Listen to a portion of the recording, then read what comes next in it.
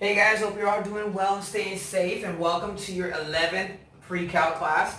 Today we're going to start a new section, which is section 3.2, which it begins on page 255 of your textbook. So what I'm going to do in this video is I'm going to very quickly explain example number 1, which is on page 255, and then I'm going to assign the work as I always do for you guys.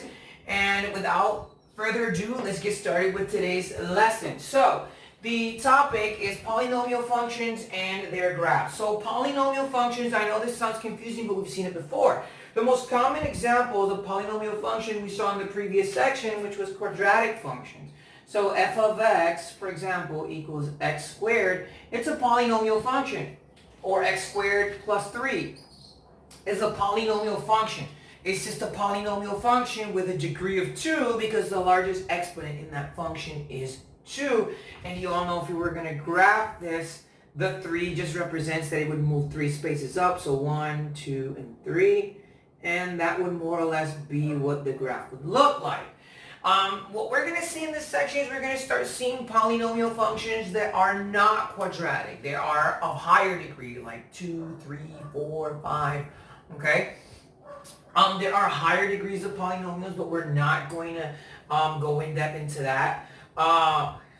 Also, the good thing about the polynomial functions, remember that the domain or the x values of the polynomial functions will always be all real numbers because theoretically speaking, x will always have an answer.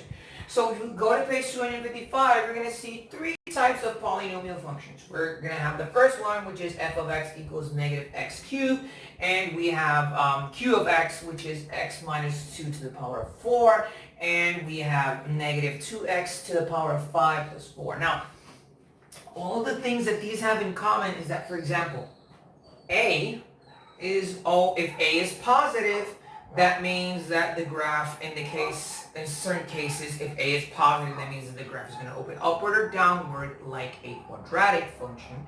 And in the case of a cubic function, well, they have a particular difference. So let's go ahead and look at the first one. Now, on example number 1 on page 255, they want you to sketch a graph of the following. And they have A, B, and C. A is actually f of x equals negative x cubed. So let me draw it here.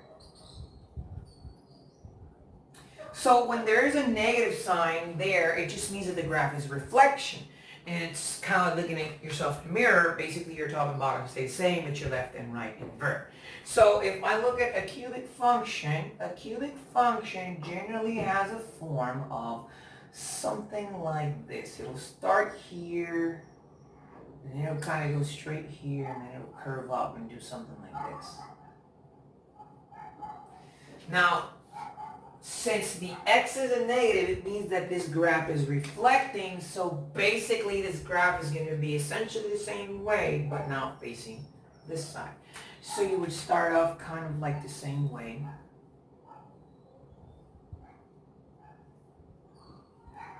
And this is what the graph would look like. So this is actually my reflection, okay? So this is, we can say f of x equals x cubed, and this one right here is f of x equals negative x cubed. Now, all cubic functions are going to have that particularity or that similar shape. Now, and I'm kind of getting ahead of myself, but because this is going to be more obvious in the next example that we're going to see in our next class, but basically, if you have a function and the exponent is an odd number, like 3 or 5 or 7, they're pretty much going to have this shape right here. So they're pretty much going to have this kind of curvature where it kind of does something like this. Just that the middle parts of the graph are going to vary.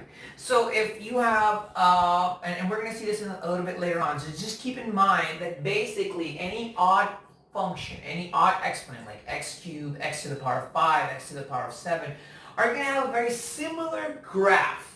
It's just that maybe sometime in the middle they're going to change, but we're going to see that in the next example. So that being said, let's actually look at the other example, which is r of x, and I'm probably getting ahead of myself, but r of x equals negative 2x to the power of 5 plus 4. So we have an odd exponent just like we had here. Here we have x to the power of 3, here we have x to the power of 5. So essentially the graph is going to be the same for x to the power 3 and x to the power 5. It's just that this one has a particularity, and that's that there's a transformation. This just means that the graph is going to be moving 4 units up, and this means, of course, that there's a reflection and a stretch. So what would this graph look like? Well, it's kind of, since it's reflected like the first one, it's going to have the same curvature. It's just going to be looking on the other side. The first thing, it's going to actually be 4 units up because of the 4 that I have here. The curvature is essentially going to be the same here, and then it'll kind of count that. And it's being stretched by 2, so you'll see that it kind of looks a little bit longer. But essentially, this is more or less what the graph is going to look like. And let me just draw that a little better. Okay? So there you go. It's the same thing as this one, but this one, since there wasn't any transformation, it just passed through the origin. This one, it went 4 units up, and that's about it. Okay, so there's nothing really out of the ordinary in that. So let me give you guys a minute to look at it so that I can do this one right here. Okay, so I'm going to go ahead and erase the first one. Now, how do you graph this function? The last one that we have says r cube of x, equals x minus 2 to the power of 4. Now, we already established that if a graph has x cubed or x to the power of 5, the graphs, unless they're reflected, are pretty much going to look like this.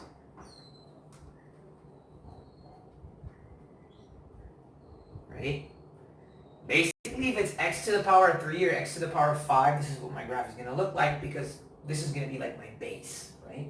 I can't say x to the power of 1 because x to the power of 1 is a linear function. So basically 3, 5, 7, they're pretty much going to have this shape. Sometimes in the middle, they'll vary, but we're going to see that in our next class. And if I have x to the power of 4, well, my base is pretty much a quadratic function, because a quadratic function has an even exponent, 2. So if you have exponents that have 2, 4, 6, 8, they're pretty much going to have this shape. Again, in the middle, they'll probably change, but we're going to see that a little bit further down the line. So all in all, how do I graph this function? Well, at least for the time being, my best advice is to just first draw a quadratic function, a normal quadratic function that passes through the origin. Let me erase this and draw it nicer so you guys can have the opportunity to see what I mean.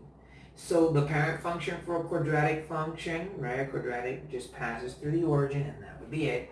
Now, for a polynomial function of the 4th degree, it's pretty much going to be the same thing, because since they're even exponents, this side right here, the ends of it are pretty much going to be the same. So what you're going to do is just move it 2 units to the right, because remember that when we're talking about standard functions, we said that if there was a parentheses and a minus, it actually meant that it moves to the right, and if there was a plus, it moves to the left. So just move it 2 units to the right, so 1 and 2, and the graph, and let me draw it with a purple marker, is pretty much going to be the same, except that maybe it'll stretch a little bit further. But that's about it. Again, you're going to have in the middle of these 4th and 5th and 7th and 6th functions, 6th degree polynomial function, you're probably going to have something kind of weird happen in the middle, but we're going to see that again a little bit later on. So just so you have an idea, if for the time being, what we're going to say, and let me recap with this, is that if you have an exponent of 4, 6, or 8, the graph is pretty much going to be a quadratic graph.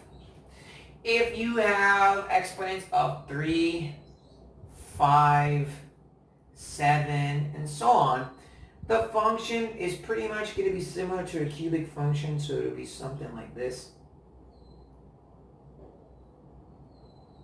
And that's pretty much it, at least for now. So in the next video class, we're actually going to talk about end behaviors, and that's going to help us have a general idea of what kind of happens in the middle of these functions.